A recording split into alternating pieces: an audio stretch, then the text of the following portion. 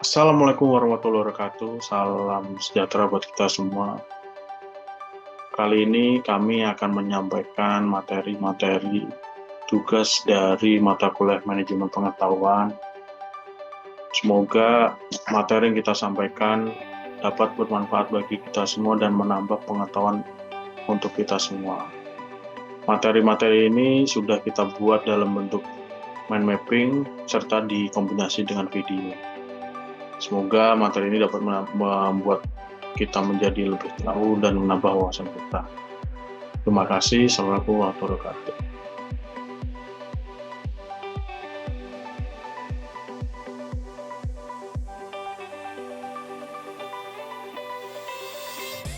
Di sini saya akan menjelaskan materi tentang pengetahuan adalah subjek. Yaitu pengetahuan merupakan suatu kegiatan yang mempengaruhi subjek dalam diri sendiri, suatu ketentuan yang memperkaya eksistensi subjek. Karena pengetahuan itu lebih merupakan kegiatan imanan, kegiatan introspektif yang menyempurnakan subjeknya sendiri. Ilmu pengetahuan memiliki dua hal yang menjadi unsur utama dalam berhubungan, yaitu objek dan subjek. Ilmu pengetahuan sendiri sangat berkaitan dengan pengalaman dan pengetahuan yang dialami oleh manusia di lingkungan alam semesta, baik dalam hal skala kecil seperti diri sendiri maupun yang lebih luas. Alam semesta sebagai lingkungan hidup manusia dirasakan ada suatu entitas atau bentuk yang berada di luar diri yang mempengaruhi kehidupan yang dianggap sebagai objek atau sesuatu yang ada yang terdapat di luar diri. Kemudian juga diri sebagai yang mengalami dan mengamati menjadi subjek. Dengan demikian pun kondisi umum terbagi menjadi dua, yaitu ada objek yang diamati dan subjek yang menjadi pengamat. Hubungan antara objek dan subjek ini menjadi persoalan utama dalam kancah ilmu pengetahuan. Manusia sebagai subjek sekaligus sebagai objek. Ini dimusabkan bahwa manusia bagian dari alam semesta, sedangkan alam merupakan objek yang dapat diamati. Dari berbagai permasalahan ilmu pengetahuan yang terkait hubungan dan sifat hubungan antara objek dan subjek muncul terdapat dua bidang atau aspek pokok dalam ilmu pengetahuan. Yang pertama, bidang atau aspek ontologi, bidang yang berkaitan dengan entitas atau bentuk serta karakter dari objek yang ada. Aspek ini berkaitan dengan pertanyaan seperti apa, what, tentang keberadaan suatu proyek. Ini menyerang keberadaan objek berupa jati diri entitas objek, siapa atau who, dan posisi tempat entitas tersebut di mana atau where, serta kapan entitas itu ada, kapan atau when. Pertanyaan berkembang menjadi keingintahuan mengenai latar belakang muncul suatu entitas objek, mengapa atau why. 5 pokok pertanyaan tersebut merupakan bagian dari bidang atau aspek ontologi dari ilmu pengetahuan. Dan yang kedua, bidang atau aspek epistemologi. Entitas suatu objek tidak diketahui langsung begitu saja, namun melalui suatu proses sehingga menjadi suatu yang disebut ilmu pengetahuan. Saya, Siti Lisna, akan menjelaskan tentang pengetahuan sebagai proses relasional. Seperti yang kita tahu bahwa pengetahuan itu bukan hanya sekedar kumpulan informasi yang sederhana, melainkan pengetahuan punya ciri yang sangat menonjol, yaitu pengetahuan dapat diciptakan dan dilahirkan melalui proses interaksi manusia. Sedangkan proses relasional itu sendiri merupakan suatu proses yang menghubungkan satu individu dengan individu lainnya. Jadi, dalam hal ini sebenarnya melalui interaksi sosial dapat diciptakan suatu pengetahuan baru, di mana kita pasti tahu bahwa masing-masing dari kita, masing-masing individu mempunyai pola pikir dan pengalaman yang berbeda-beda. Bagaimana cara individu melihat, memandang, atau bahkan menafsirkan pengalaman orang lain dengan perspektif yang berbeda, sebenarnya disitulah mulai tercipta suatu pengetahuan baru. Dengan perspektif yang berbeda tadi, dapat menjadikan seseorang mampu melihat satu fenomena dengan berbagai aspek dalam konteks yang berbeda. Jadi, dengan adanya interaksi sosial ini, mampu menyatukan perspektif yang berbeda-beda sehingga menciptakan suatu pengetahuan baru.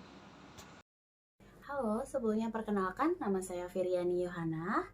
Di sini saya ingin menjelaskan tentang materi pengetahuan memiliki estetika. Tidak lain lagi kata estetika itu kita dengar di keseharian kita, yaitu adalah nilai keindahan ataupun kecantikan. Nah, melalui materi ini saya ingin menjelaskan menurut salah satu ahli, yaitu Denny Juneni, yang menjelaskan bahwasannya estetika itu berasal dari bahasa Yunani, yaitu estetikos, yang artinya memahami melalui indrawi. Sedangkan istilahnya yaitu estetika adalah kajian tentang proses yang terjadi dalam suatu subjek, objek, dan nilai terkait dengan pengalaman, mau properti ataupun parameter yang ketertarikan dan ketidakmenarikan. Nah, karena dari parameter ini kita bisa melihat bahwasannya itu estetika bisa kita lihat dari suatu objek yang dapat kita nilai melalui ketertarikannya ataupun ketidakmenarikannya. Nah, jadi kemenarikan dan ketidakmenarikan itu bisa kita lihat dari suatu objeknya. Ini juga saya jelaskan tentang derivasi kata estetika. Jadi derivasi itu merupakan turunan dari kata estetika. Yang pertama ada estesis. Estetis itu adalah kata sifat yang terkait dengan benda. Semisalnya subjek estetis, objek estetis. Seperti di dunia pekerjaan kita melihat salah satu karyawannya itu adalah cantik. Wah, dia cantik, estetis ya. Nah, yang kedua itu ada estesis. Timbulnya sifat-sifat estetis dalam suatu objek yang estetika. Yang ketiga itu ada estetikus, adalah seseorang yang ahli dalam estetika. Nah, di kesempatan kali ini juga saya menjelaskan bagaimana proses estetika itu terjadi. Nah, untuk di kesempatan kali ini ada proses estetika itu terjadi. Yang pertama itu adalah subjek. Yang kedua adalah objek. Yang ketiga adalah nilai estetis. Nah, untuk subjeknya itu tersendiri itu adalah pengalaman. Yang menentukan subjek itu adalah pengalaman. Nah, yang kedua itu adalah objek estetis, adalah properti, yang mana berhubungan dari subjek tersebut tadi. Nah, yang ketiga itu adalah nilai estetis, parameter tadi. Nah, di mana parameter ini bisa dilihat dari subjek tadi itu bisa menarik ataupun tidak menariknya. Dari sini saya mengambil contoh sederhananya itu dari kehidupan kita sendiri. Saya sebagai seorang karyawan yang bekerja di salah satu perusahaan di bidang marketing, di mana di sini saya selalu berpenampilan menarik agar bisa menarik konsumen serta memberikan pelayanan yang terbaik. Namun jika saya tidak memiliki nilai estetika tersebut, konsumen pun tidak akan tertarik. Mungkin penjelasan saya cukup. Lebih dan kurangnya saya mohon maaf. Saya akhiri, saya ucapkan terima kasih. Perkenalkan, nama saya Reza Amelia, saya dari kelas Blended, Manajemen Blended. Di sini saya akan menjelaskan pembelajaran praktik merupakan suatu proses untuk meningkatkan keterampilan peserta didik dengan menggunakan berbagai metode yang sesuai dengan keterampilan yang diberikan dan peralatan yang digunakan. Selain itu, pembelajaran praktik juga merupakan suatu proses pendidikan yang berfungsi membimbing peserta didik secara sistematis dan terarah. Untuk dapat melakukan suatu keterampilan praktik merupakan upaya untuk memberikan kesempatan kepada peserta didik mendapatkan pengalaman langsung. Ide dasar belajar berdasarkan pengalaman mendorong peserta pelatih untuk merefleksi atau melihat kembali pengalaman-pengalaman yang mereka pernah alami. Pentingnya pengalaman langsung terhadap proses pembelajaran yang diungkapkan oleh pembelajaran praktik juga tergantung pada bagaimana peserta didik melakukan refleksi dengan mengkaitkan antara pengetahuan dan pengalaman serta praktik sehingga dapat memperbaiki pembelajaran lebih lanjut. Kemampuan melakukan refleksi dari praktik yang didasarkan pada pengalaman dan pengetahuan menentukan pencapaian kompetensi profesional. Diharap selama praktik peserta didik mampu melihat, mengamati, memahami, membandingkan dan memecahkan suatu masalah saat kegiatan praktik. Kegiatan praktik dilaksanakan. Adapun tujuan pembelajaran praktik adalah 1. Meningkatkan kemampuan peserta didik terhadap kondisi nyata di lapangan, menambah wawasan tentang informasi serta melatih pola pikir peserta didik untuk dapat menganalisis permasalahan tentang orientasi pengembangan teknologi di masa yang akan mendatang, sehingga diharapkan dapat menyadari realitas yang ada antara teori yang diberikan di kelas dengan tugas yang dihadapi di lapangan, memberikan solusi terhadap masalah yang ada saat praktik. Assalamualaikum warahmatullahi wabarakatuh. Nama saya Safira Sarahmawati dari kelas manajemen blended learning. Di sini saya akan menjelaskan tentang pengetahuan eksplisit. Explicit knowledge sendiri merupakan pengetahuan yang sudah diterjemahkan ke dalam suatu bentuk dokumentasi atau rangkuman agar lebih mudah dipahami oleh orang lain.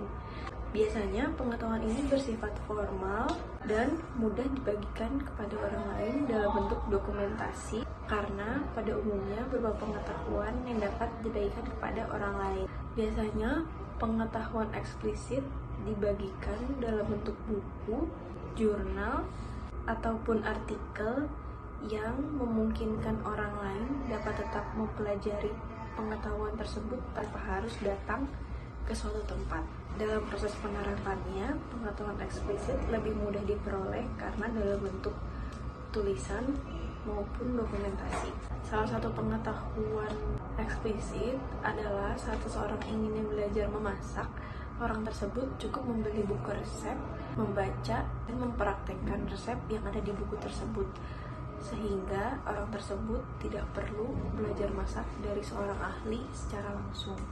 Contoh lainnya, buku panduan matematika di mana yang berisi trik-trik untuk mengerjakan suatu kasus matematika sehingga orang lain dapat mudah memahaminya. Assalamualaikum warahmatullahi wabarakatuh. Perkenalkan, nama saya Muhammad Aprizal, saya dari Fakultas Ekonomi Blended Learning. Pada kesempatan video kali ini, saya akan menjelaskan pengertian dan pemahaman dari tacit knowledge. Tacit knowledge memiliki pengertian yaitu pengetahuan dan pemahaman yang ada di dalam pikiran seseorang yang biasanya didapatkan dari pengalaman pribadi atau pengalaman setiap individu. Tacit knowledge ini bersifat tidak terkonstruktur atau sulit untuk diekspresikan kepada orang lain secara konteks atau secara lengkap. Namun masih terdokumentasi di dalam pikiran seseorang karena didapatkan dari pengalaman pribadi atau pengalaman setiap individu masing-masing. Ciri-ciri dari tacit knowledge: yang pertama, tacit knowledge ini didapatkan dari pengalaman pribadi. Yang kedua, sulit untuk diekspresikan karena tidak terstruktur. Yang ketiga, masih memungkinkan untuk bisa diinfokan kepada setiap orang atau person to person melalui secara lisan. Contoh dari kegiatan tacit knowledge ketika Anda sedang menonton video tutorial memasak dan Anda mempraktekannya. Secara tidak langsung, Anda mendapatkan tacit knowledge yang Anda peroleh dari video tutorial tersebut. Sekian dan terima kasih. Nama saya Agustina Huta Galung. Di sini saya akan menjelaskan dynamic model of knowledge creating process. Creating process itu adalah proses dalam menciptakan suatu pengetahuan melalui siklus tertentu yang disertai dengan media adanya transfer pengetahuan kepada orang lain. Transfer pengetahuan kepada orang lain ini menurut saya sangat penting di setiap bisnis karena dapat meningkatkan inovasi, kolaborasi, dan pemahaman dalam bisnis. Di sini itu strukturnya bisa saya bilang dibagi menjadi 3, yaitu ada people, proses, dan teknologi. Nah, people itu sendiri adalah orang yang memiliki pengetahuan untuk mengelola dan memproses dan berkomitmen kepada proses dan strategik daripada pengetahuan keseluruhan di organisasi tersebut. Budaya sharing mendorong penyebaran pengetahuan dapat dibangun dalam hubungan knowledge effective networks, dan strategi komunikasi lainnya. Yang kedua itu adalah proses. Proses adalah pengaturan dan penyelarasan dari strategi, prinsip, proses, praktek untuk memastikan bahwa knowledge management itu berjalan dengan baik ketika diimplementasikan. Lalu yang terakhir itu adalah teknologi. Teknologi ini berperan atau menjadi sebuah media pendukung yang penting dalam pengetahuan manajemen, di mana dibutuhkan individu yang memiliki kompeten ketika menggunakan implementasi knowledge management system. Ini memerlukan berbagai tools yang cukup beragam ikut terlibat dalam sepanjang siklus knowledge management. Teknologi yang digunakan untuk memfasilitasi terutama komunikasi, kolaborasi, dan content management untuk knowledge capture, sharing, dissemination, dan application. Nah, dalam hal ini teknologi berperan sebagai support dan enabler bagi organisasi. Kenapa? Karena people merupakan komponen knowledge management yang paling berperan penting. Sekian penjelasan dari saya. Terima kasih. Assalamualaikum warahmatullahi wabarakatuh. Perkenalkan, nama saya Amirul Mukminin. Saya mahasiswa blended learning dari Fakultas Ekonomi Prodi Manajemen. Di sini saya akan menjelaskan tentang salah satu jenis pengetahuan dari SECI model, yaitu socialization, touch it to touch it. Proses sosialisasi adalah proses yang sangat mendasar terciptanya sebuah pengetahuan. Apa sih itu touch it to touch it?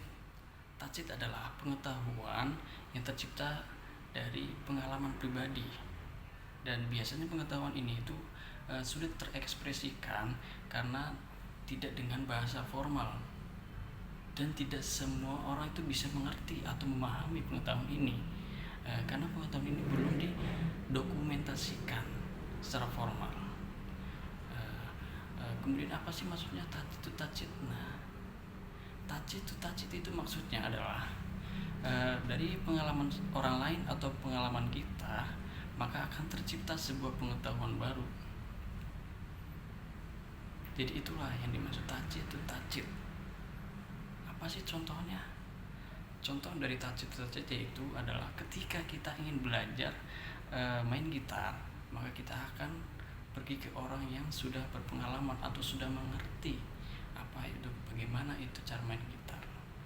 Ketika kita belajar main gitar, maka orang itu akan menunjukkan kepada kita, oh begini caranya, kuncinya itu ini, ada A minor, A minor, ada C minor. Nah, begitu seterusnya. Contoh yang lain, mungkin dari kecil kita itu sudah diajarkan bagaimana kita ketika belajar mengaji, maka kita pergi ke guru ngaji. Bagaimana kita ke saat bersekolah ingin belajar ini, belajar itu, pasti kita bertanya kepada guru. Bukan seperti saat ini. Mungkin untuk saat ini cara orang untuk memperoleh ilmu itu sangat mudah. Dengan teknologi yang semakin canggih, orang ingin belajar apa aja bisa searching, googling, bisa nonton YouTube. Inilah pengaruh internet yang mungkin bisa dikatakan adalah mempermudah proses bagaimana kita untuk bisa menciptakan pengetahuan tanpa harus datang langsung secara face to face seperti dahulu. Akan tetapi, halo, selamat malam. Perkenalkan, nama saya Farhan. Saya dari kelas Blended Learning. Saya coba akan share tentang dari teori manajemen pengetahuan ya. Teorinya ini diambil dari buku Managing Flow yang sebelumnya dibagikan oleh Ibu Amanda. Untuk teorinya ada banyak sekali di sini. Untuk saya, Farhan, saya akan menjelaskan tentang yang ini dari SECI Models. SECI Modelsnya itu saya menjelaskan tentang eksternalisasi. Jadi pengetahuan itu bisa bersifat eksternal atau berasal dari entitas yang bukan dari diri kita sendiri gitu. Jadi contohnya ini semisalkan kayak kemarin hari-hari sebelumnya saya menjelaskan mengikuti sebuah kursus tentang ISO 9001 2015. Jadi di ISO ini kan itu adalah standarisasi tentang manajemen kualitas, yang mana pengetahuan ini diciptakan oleh ISO itu sendiri. Jadi sebuah organisasi internasional yang mengatur tentang kualitas atau standar kualitas khususnya untuk di sektor manufaktur. Jadi untuk pengetahuan yang mereka ciptakan itu saya terima melalui media eksternalisasi ini. Jadi dari luar pengetahuan dari luar saya ambil, saya terima, itu akan menjadikan sebuah pengetahuan untuk diri saya sendiri. Gitu. Jadi untuk sebagai media referensi atau sebagai media pembelajaran untuk diri saya. Dan pada akhirnya saya akan mendapatkan pengetahuan baru dari metode Sechi ini, yang melaluinya itu dengan cara eksternalisasi. Itu pengetahuan dari luar masuk ke dalam diri saya melalui kursus tadi, yang dibuktikan juga dengan mendapatkannya sertifikat telah mengikuti, bahwa saya itu telah mengikuti dan telah menerima pengetahuan dari pihak penyedia khususnya ke individu saya, seperti itu.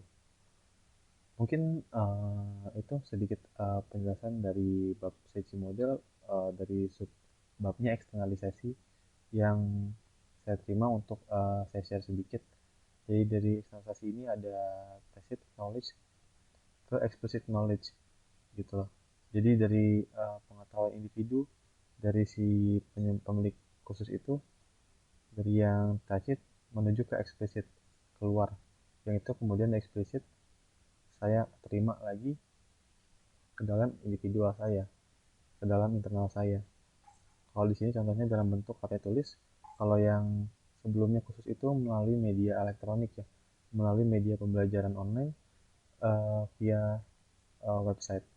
Jadi sebenarnya sama aja kalau untuk contohnya ini.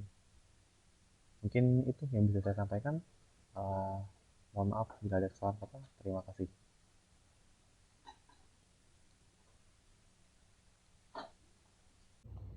Assalamualaikum warahmatullahi wabarakatuh. Perkenalkan, saya Mega Satika. Di sini saya akan menjelaskan tentang sebuah model yang dapat membantu kita untuk memahami proses terbentuknya pengetahuan dalam sebuah organisasi atau perusahaan. Model tersebut adalah SECI, Model of Knowledge Dimension. Model ini pertama kali diperkenalkan oleh Ikoziro Nonaka dan Hirotaka Takeuchi pada tahun 1995. Sebelumnya, saya akan menjelaskan terlebih dahulu apa itu pengetahuan tacit dan pengetahuan eksplisit. Pengetahuan tacit adalah pengetahuan yang masih ada di dalam pikiran seseorang sesuai dengan pemahaman, keahlian, dan pengalaman sendiri. Biasanya pengetahuan ini tidak struktur, susah untuk didefinisikan, dan isinya itu bahasa formal yang memuat pemahaman pribadi. Sedangkan pengetahuan eksplisit adalah pengetahuan yang sudah terdokumentasi dan dapat diakses oleh siapapun. Pengetahuan ini bersifat formal, sistematis, serta mudah untuk dibagikan kepada orang lain dalam bentuk dokumentasi. SECI sendiri diambil dari 4 huruf dimensi pengetahuan: socialization, externalization, combination, dan internalization. Di sini saya akan fokus membahas tentang combination, di mana combination itu sendiri artinya adalah perpindahan pengetahuan eksplisit ke pengetahuan eksplisit yang lain. Combination biasanya dilakukan oleh suatu perwakilan unit kerja dalam sebuah perusahaan dan bertujuan untuk mengintegrasikan dokumen-dokumen yang saling terpencar atau kurang selaras. Aktivitasnya melalui menyusun, membandingkan, mengkategorikan dokumen-dokumen yang ada di perusahaan, lalu mengkombinasikannya menjadi pengetahuan yang lebih kompleks dan sistematis. Pada kombinasi, pengetahuan dalam bentuk eksplisit yang sudah ada dikembangkan lagi dan disebarluaskan melalui berbagai media yang lebih sistematis. Media yang sering digunakan adalah dokumen, yaitu melalui proses pendidikan atau pelatihan. Pengetahuan dapat dikembangkan lebih lanjut dengan menggabungkan atau mengolah pengetahuan yang telah ada sehingga menghasilkan pengetahuan yang baru. Contoh penerapan kombinasi dalam suatu perusahaan. Misalnya, perusahaan A ingin mengembangkan sistem POS atau Point of Sale, di mana sistem ini itu tidak hanya memberikan informasi tentang penjualan, tetapi mengenai informasi pembelinya juga, di mana informasi ini nantinya akan digunakan untuk membuat model baru penjualan dengan mengkombinasikan produk dan jasa dengan yang lainnya. Dengan adanya sistem point of sale yang mengumpulkan dan menganalisis informasi, membantu marketing dalam program pembuatan strategi marketing. Itulah contoh dari tahapan kombinasi di mana informasi formal yang terdokumentasi dikembangkan atau digunakan untuk menjadi informasi baru. Sekian dari saya, Mega Sartika. Wassalamualaikum warahmatullahi wabarakatuh. Assalamualaikum warahmatullahi wabarakatuh. Perkenalkan, saya Robi dari kelas Blended Learning Management. Kali ini saya akan menyampaikan bahasan mengenai mata kuliah manajemen pengetahuan tentang model SECI. Suatu organisasi perlu manajemen pengetahuan dan dapat menerapkan model SECI, yaitu Socialization, Externalization, Combination, dan Internalization. Model SECI merupakan salah satu model spiral pengetahuan yang menjadi landasan penciptaan pengetahuan dan mentransfer teori. Model ini membedakan dua dimensi pengetahuan sebagai pengetahuan taksit dan eksplisit, serta mengusulkan sebuah proses penciptaan pengetahuan melalui interaksi sosial untuk mengonversi pengetahuan antara dua dimensi. Model SECI banyak digunakan untuk mengembangkan knowledge management yang terdiri dari 4 tahapan. Di antaranya yaitu internalization atau internalisasi. Transformasi pengetahuan dari bentuk explicit knowledge ke bentuk tacit knowledge, contohnya dengan proses belajar yang kemudian diikuti dengan learning by doing, yang lambat laun membentuk pengetahuan baru dalam diri individu tersebut. Penerapan model SECI pada organisasi. Pengetahuan hanya dapat diciptakan oleh individu. Organisasi tidak dapat menciptakan pengetahuan tanpa adanya orang-orang di dalam organisasi. Organisasi membantu individu untuk menjadi kreatif dan sebagai tempat untuk menghasilkan pengetahuan. Contoh pertanyaan dalam internalisasi yaitu bagaimana pengetahuan yang diperoleh dari organisasi yang kemudian diinternalisasikan oleh anggota lain dan tidak menutup kemungkinan adanya perbedaan. Tahap internalisasi yaitu proses pengetahuan yang telah dikombinasikan, kemudian digunakan dan dipelajari, sehingga terjadi proses internalisasi dan terjadi modifikasi pengetahuan taksit yang telah dimiliki oleh orang saat mempelajarinya. Pengetahuan dari diskusi dan dokumen yang dilakukan dalam tahapan kombinasi tersebut dapat diimplementasikan oleh setiap anggota divisi untuk melaksanakan kegiatan. Organisasi dapat melakukan kegiatan rapat gabungan antar divisi untuk membahas kegiatan dan menjelaskan pendapat, supaya berjalan dengan baik dan lancar. Namun proses ini akan dilanjutkan kembali pada proses sosialisasi, eksternalisasi, kombinasi, dan kembali lagi ke internalisasi, sehingga membentuk suatu loop atau putaran yang tanpa henti, bahkan akan semakin melebar. Mulai proses yang tanpa henti ini, maka diharapkan perbedaan pemahaman tersebut akan terkoneksi sehingga semua pihak memahaminya sebagai satu hal yang sama. Demikian penjelasan internalisasi dari saya. Demikian, terima kasih. Assalamualaikum warahmatullahi wabarakatuh. Jelaskan tentang pronesis. Secara umum, pronesis adalah pengetahuan praktis tentang etika, sosial, dan kehidupan politik. Pronesis sebagai penilaian politik adalah kemampuan untuk memulai tindakan menuju masa depan. Pronesis adalah konsep yang mensintesis mengetahui mengapa, seperti dalam teori ilmiah dengan mengetahui bagaimana, seperti dalam keterampilan praktis dengan kata mengetahui apa, sebagai tujuan yang ingin dicapai. Tidak seperti epistem, ini menekankan praktik dalam konteks tertentu karena kebaikan yang dirasakan seseorang harus diwujudkan dengan cara yang sesuai untuk setiap situasi. Pronesis berkaitan dengan penilaian tentang kebenaran, keadilan, dan keindahan, atau hanya kebaikan bersama yang diperjuangkan orang. Pronesis juga bisa diartikan sebagai kebijaksanaan untuk memberi nasihat. Ini cocok sekali untuk kepada para pemimpin. Lalu pronesis juga bisa cara untuk menilai itu suatu tindakan yang baik atau tidak, supaya ketika kita meraih sebuah keinginan itu melalui proses yang baik. Selain itu, pronesis juga ini supaya kita belajar atau memiliki pengetahuan agar kita mempunyai pedoman perilaku yang baik dan benar dalam bermasyarakat. Contohnya, dalam kehidupan sehari-hari kita dapat memilah kata dalam sebuah percakapan agar yang kita ucapkan itu lebih menjadi bijaksana. Halo, saya Maulida dari kelas manajemen blended ingin menjelaskan tentang kemampuan untuk menilai kebaikan. Forensis adalah kemampuan untuk menilai kebaikan untuk kebaikan bersama. Itulah mengapa menilai kebaikan mengacu kepada kemampuan melatih ketajaman moral seseorang pada apa yang baik dan bertindak berdasarkan penilaian itu pada tingkat praktisi sesuai dengan situasi tertentu. Pengetahuan yang diciptakan dalam suatu organisasi tergantung pada nilai-nilai kebenaran, kebaikan, dan keindahan yang dimiliki oleh pemimpin organisasi.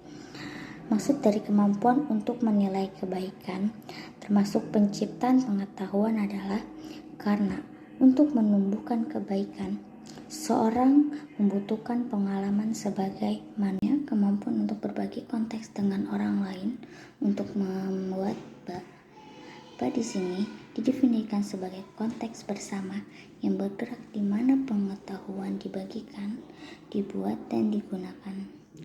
Sebagai konteks bersama berarti bahwa individu, pandangan subjektif dipahami dan dibagikan, sehingga seseorang tersebut dapat melihat dirinya sendiri dalam hubungannya dengan orang lain dan menerima pandangan dan nilai-nilai orang lain. Ini berarti sebagai ruang di mana individu berbagi langsung dengan satu sama lain mengenai pengetahuan dan keahlian serta dasar-dasar emosional dari khusus mereka. Halo, saya Anita Ani dari kelas manajemen blended learning. Di sini saya akan membahas tentang kemampuan yang membentuk pronesis, yaitu kemampuan untuk memahami esensi dari situasi atau hal tertentu, dan kemampuan untuk merekonstruksi hal-hal khusus menjadi universal dan sebaliknya, menggunakan bahasa, konsep, atau narasi. Perlu kita ketahui, secara umum pronesis adalah pengetahuan praktis tentang etika, sosial, dan kehidupan politik yang perkembangannya pertama kali di bidang ilmu politik. Pronesis sebagai penilaian politik adalah kemampuan untuk melalui tindakan menuju masa depan berdasarkan konsensus universal tentang tujuan dan ukuran spesifik yang dicapai melalui penilaian bersama dan keyakinan individu dalam setiap konteks. Pronesis dicirikan sebagai kebijakan untuk mengambil nasihat, untuk menilai barang dan kesehatan, serta semua hal dalam kehidupan yang diinginkan dan harus dihindari. Berikut kemampuan untuk membentuk pronesis, yaitu kemampuan untuk memahami esensi dari situasi atau hal tertentu. Esensi adalah kemampuan untuk memahami secara intuitif sifat sejati dan makna orang, benda, dan peristiwa. Ini merupakan kemampuan untuk merasakan dengan cepat apa yang ada di balik fenomena dan secara akurat memproyeksikan gambar masa depan berdasarkan intuisi. Dengan mengenali situasinya dengan benar dan memahami esensinya, seseorang dapat membayangkan masa depan dan memutuskan tindakan apa yang akan diambil untuk mewujudkan masa depan tersebut. Misalnya, seseorang ingin menjadi pengusaha sukses, Maka yang perlu dia terapkan adalah selalu berpikir positif, aktif berkomunikasi dengan orang yang memiliki kemampuan kewirausahaan, berwawasan luas, selalu sabar, disiplin, dan percaya diri, serta harus memiliki tekad yang tinggi bahwa kejujuran adalah kunci menuju kesuksesan. Kemampuan untuk merekonstruksi atau menyusun kembali hal-hal khusus menjadi universal dan sebaliknya, menggunakan bahasa, konsep, dan narasi. Antara yang khusus dan universal membutuhkan kemampuan untuk mengkonseptualisasikan dan mengartikulasikan ide-ide subjektif dan intuitif dalam bahasa yang jelas untuk menghubungkan konsep-konsep dengan konteks makrohistoris dan secara meyakinkan untuk mengartikulasikan sebagai visi dan skenario untuk masa depan. Dalam proses ini, menggunakan metode penalaran produktif dan induktif, serta metode ekspresi seperti metafora, analogi, dan narasi. Pronesis membutuhkan lebih dari sekedar pengetahuan praktis dan situasi tertentu. Itu membutuhkan kemampuan untuk merenungkan dan memahami kebenaran universal dari yang khusus dan untuk menentukan cara terbaik untuk bertindak. Oleh karena itu, diperlukan interaksi terus-menerus antara wawasan subjektif dan pengetahuan objektif untuk mengidentifikasi secara optimal untuk berperilaku baik. Sekian dari saya dan terima kasih. Selamat malam semuanya. Dengan saya Rudi, saya membawakan yang paling terakhir yaitu nomor 21. The political power is concept for power grid dan the ability to foster pronesis in order to build resilient organization. Teman-teman semua, seorang pemimpin harus mampu menyatukan orang untuk memacu mereka untuk bertindak. Harus punya kemampuan untuk menggerakkan seseorang, menggabungkan mensistemasi pengetahuan dan upaya semua orang untuk dalam mengejar hasil. Untuk mobilisasi orang lain untuk mencapai kebaikan bersama. Para pemimpin forensik harus memiliki dan menggunakan sarana yang cocok untuk setiap situasi tertentu, di mana pengetahuan itu sendiri dapat berupa sumber kekuasaan dan dapat eksis di luar organisasi. Pengetahuan sebagai sumber kekuatan juga berarti rapuh, butuh penghargaan yang tepat. Dibutuhkan pandangan yang tepat agar pengetahuan tidak disalahgunakan. Jadi teori pronesis sebagai strategi tidak direncanakan atau dilaksanakan oleh beberapa pemimpin terpilih saja. Namun kemampuan forensik disebutkan dalam organisasi melalui para pemimpin untuk membuat perbaikan pada pengetahuan karyawannya. Cara ini bisa dilakukan dengan mengadakan pelatihan atau training yang sesuai dengan kompetisi yang dibutuhkan oleh karyawan dan divisinya masing-masing. Demikian yang dapat saya sampaikan. Mohon maaf kalau salah kata. Terima kasih. Halo, tes. Saya Herdian Wibisono, mahasiswa Fakultas Ekonomi Universitas Krishna Dwi Payana. Untuk tugas manajemen pengetahuan, saya mendapat bagian menjelaskan singkat mengenai epistem. Apa itu epistem? Epistem berasal dari kata bahasa Yunani klasik yang berarti pengetahuan. Kata ini selalu diikuti dengan logos yang berarti penjelasan atau ilmu dari pengetahuan tersebut. Dikemukakan pertama kali oleh Aristoteles pada abad ke-5 sebelum Masehi dan dikembangkan lebih lanjut oleh muridnya Plato.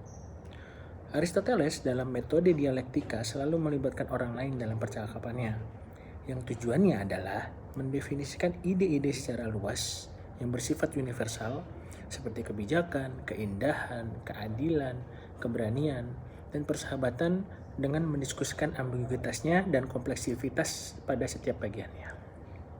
Dalam perkembangannya, epistem berkembang menjadi epistemologi, yaitu cabang filsafat ilmu yang mempelajari dan membahas tentang terjadinya pengetahuan, sumber pengetahuan, asal mula pengetahuan, batasan, sifat pengetahuan itu sendiri, dan metode hingga kebenaran akan pengetahuan terapan. Episteme memiliki dua aliran pokok utama, yakni idealisme dan realisme. Idealisme aliran pokok yang merujuk pada peranan akal, ide, kategori, dan bentuk sebagai sumber ilmu pengetahuan. Jadi, pengetahuan dianggap sebagai ilmu melalui peranan akal sehat manusia. Sedangkan realisme menganggap aliran yang merujuk peranan indera, baik itu penglihat, pendengar, peraba, pencium, dan pengecap sebagai sumber sekaligus alat ilmu pengetahuan. Pengetahuan sudah ada di alam manusia, hanya tinggal mengambil dan menggunakannya. Secara operasional dan eksplisit, konsep epistemologi dikaji dalam penerapan metode ilmiah. Metode ilmiah secara metodologisnya mencakup tindak pikiran, pola, teknis, dan tahapan sebagai dasar pengembangan pengetahuan yang telah ada sebelumnya, ataupun perolehan pengetahuan yang baru. Adapun proses untuk pengolahan dan pengembangan tersebut dalam metode ilmiah, yaitu dengan cara pertama, penyusunan hasil pengetahuan mencakup kerangka pikiran logis dengan argumen konsisten. Kedua, ada deduksi dari kerangka pemikiran diuraikan berdasar hipotesis. 3. Pernyataan dari hipotesis diverifikasi lalu diuji kebenarannya secara faktual. Sekian dan terima kasih. Perkenalkan, saya Vina Ida Matusilmi, NIM 20340213119. Saya di sini akan menjelaskan konsep Ba. Ba yang diartikan sebagai tempat informasi diproses menjadi pengetahuan. Berdasarkan konsep yang awalnya diusulkan oleh filsuf Jepang Kitaro Nishida dan dikembangkan lebih lanjut oleh Shimizu.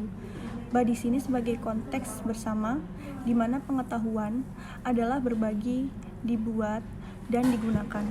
Dalam penciptaan pengetahuan, generasi dan regenerasi Ba adalah kuncinya.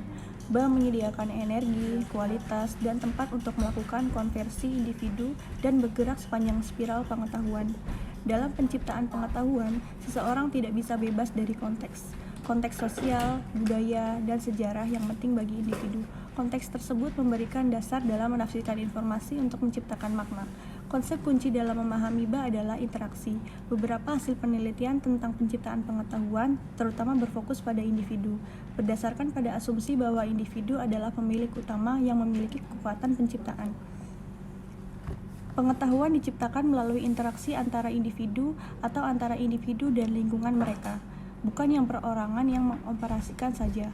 Ba adalah konteks yang dimiliki oleh orang-orang yang berinteraksi satu sama lainnya, dan melalui interaksi tersebut, mereka berpartisipasi dalam Ba dan konteks itu sendiri berkembang melalui melampaui diri untuk menciptakan pengetahuan.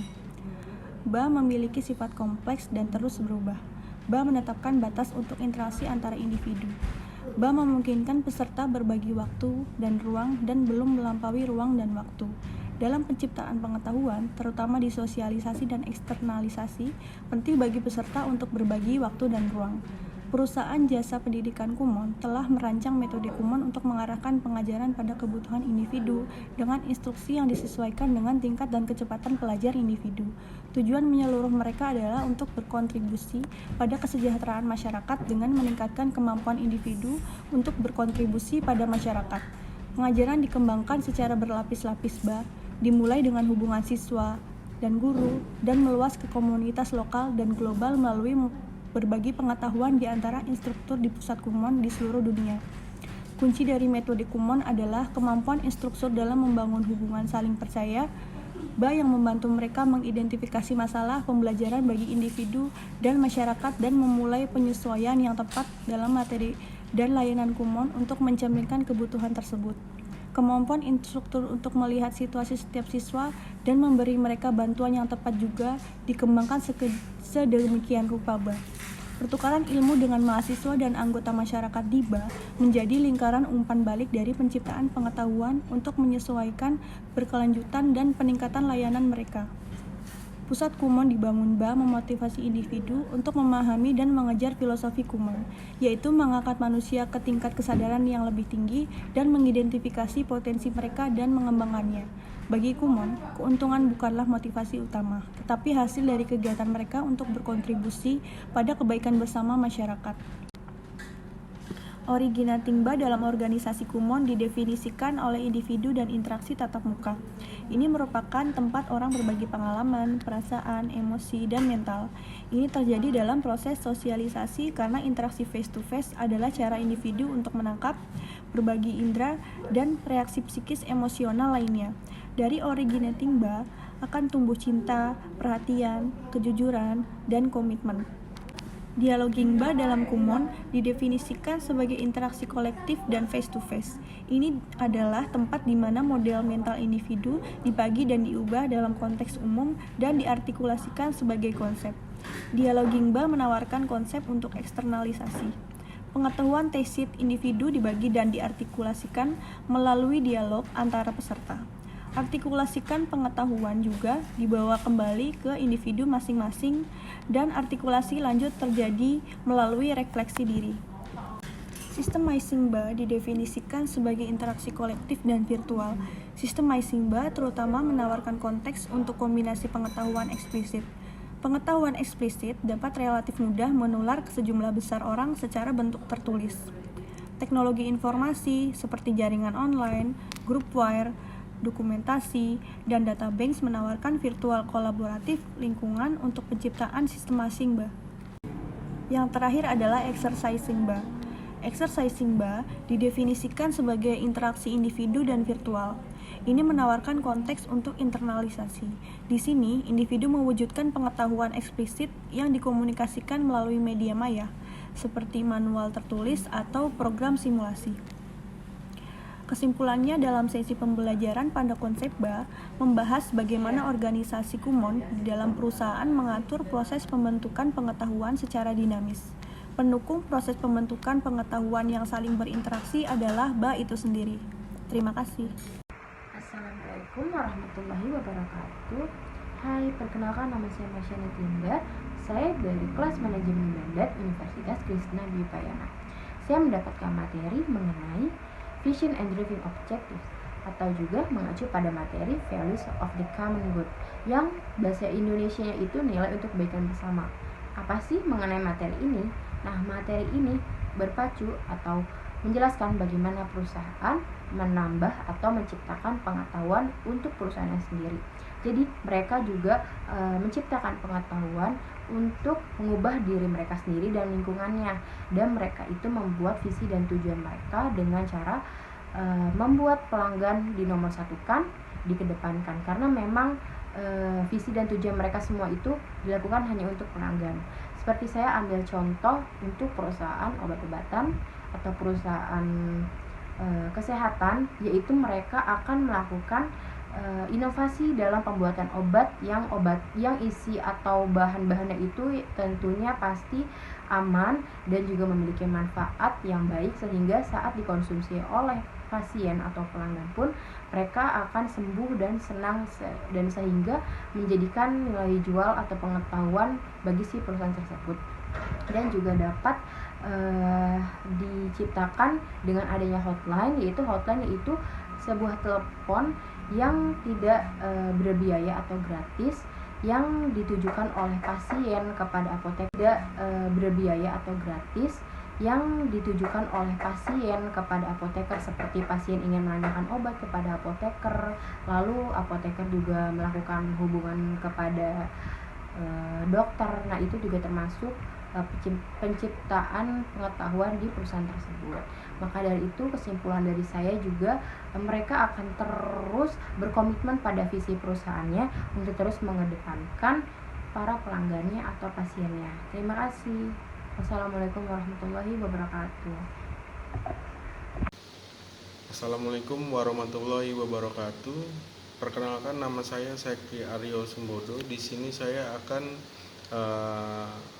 menjelaskan dialog dan praktek memanfaatkan dialektika organisasi.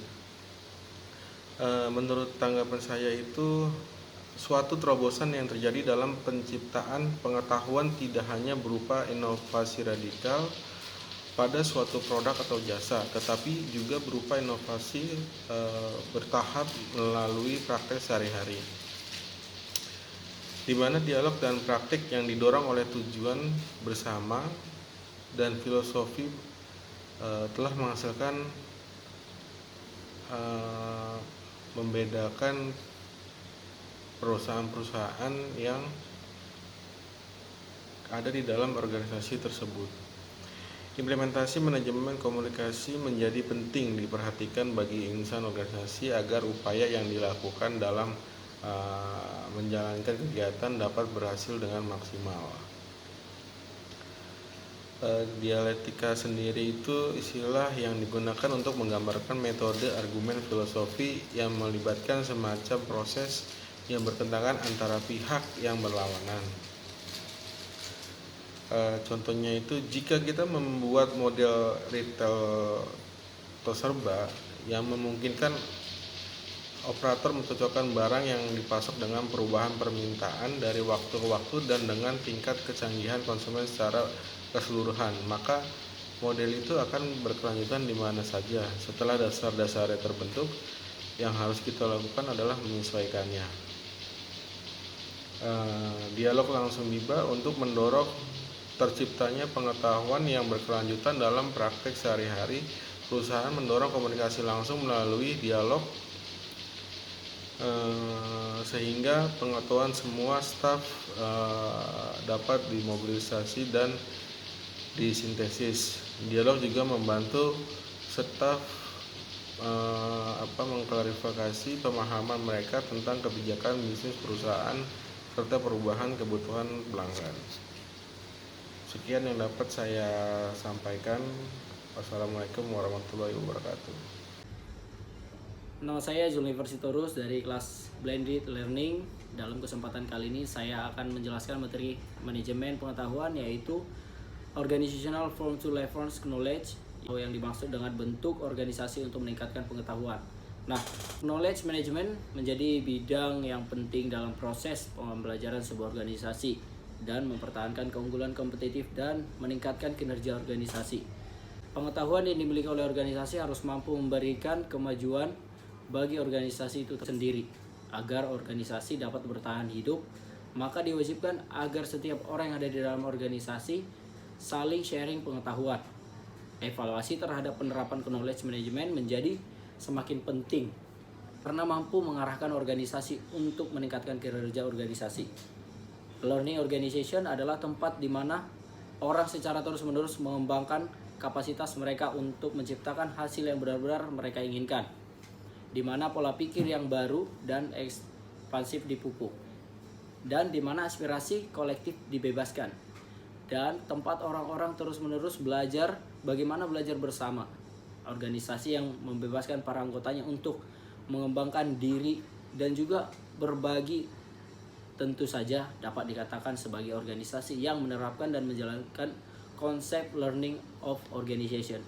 Organisasi ini menjadi bagian dari ekosistem pembelajaran yang diusung oleh para anggota yang mau dan semangat untuk terus belajar, mencari, menggali, dan menyebarkan pengetahuan yang didapatkannya. Ekosistem ini belumlah sempurna tanpa dilengkapi teknologi yang memadai. Adanya teknologi dapat mengakselerasi proses transfer knowledge sehingga suatu knowledge yang disampaikan ke anggota organisasi dapat cepat tersebar dan tersampaikan ke anggota organisasi lainnya dengan tepat dan akurat. Teknologilah yang berperan besar dalam proses ini. Assalamualaikum warahmatullahi wabarakatuh. Saya Sherry Melewati. Saya akan menjelaskan mengenai memanfaatkan pengetahuan pribadi secara efektif dalam sebuah organisasi. Manajemen pengetahuan menjadi bidang yang penting dalam proses pembelajaran sebuah organisasi. Pengetahuan adalah aset yang sangat berharga bagi sebuah organisasi. Semakin banyak pengetahuan yang dimiliki oleh karyawan atau stakeholder dari masing-masing sebuah organisasi, maka akan membuat organisasi itu menjadi semakin maju. Agar dapat memberikan kemajuan dalam sebuah organisasi, maka diwajibkan setiap orang yang ada di dalam organisasi untuk sharing pengetahuan. Untuk itu, dibutuhkan manajemen yang kuat agar pengetahuan tersebut mengakar di setiap individu di dalam organisasi dan tidak hilang begitu saja dengan didukung infrastruktur untuk penyebaran informasi di lingkungan organisasi. Pengetahuan yang telah menjadi sesuatu yang sangat menentukan. Oleh karena itu, perolehan dan pemanfaatannya perlu dikelola dengan baik dalam konteks peningkatan kinerjanya organisasi. Langkah ini dipandang sebagai suatu yang sangat strategis dalam menghadapi persaingan yang mengglobal, sehingga pencapaiannya akan menjadi sebuah babak baru di dalam dunia bisnis. Pengetahuan memang merupakan milik individu masing-masing, namun hal tersebut dapat dimanfaatkan oleh organisasi dengan tetap memberikan otonomi pengembangannya pada individu tersebut.